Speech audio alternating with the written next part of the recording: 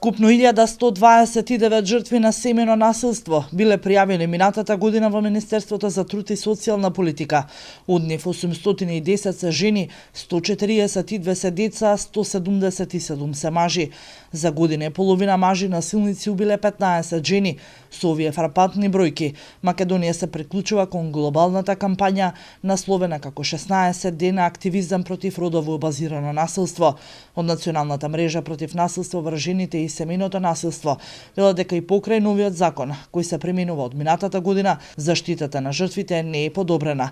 Во Македонија има само 2 кризни центри во кои жртвите може да се згрижуваат до 48 часа и 4 шелтер центри кои вкупниот капацитет е од 30 кревети.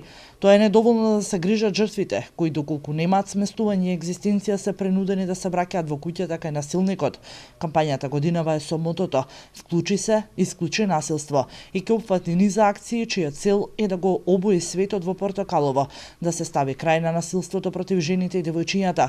Ќе се одржуваат бројни активности кои вклучуваат осветлување на Скопско, Калево, Портокалово, низа дебати со средношколци и студенти ширум земјава, како и поддршка од јавни личности од различни сфери. Во рамките на кампањата се повикуваат луѓето да го обојат светот во портокалова боја, како символ на светлата иднина за жените и девојчињата. ТВ канал ВИС 16 дена ќе известува за семејното насилство од различни аспекти.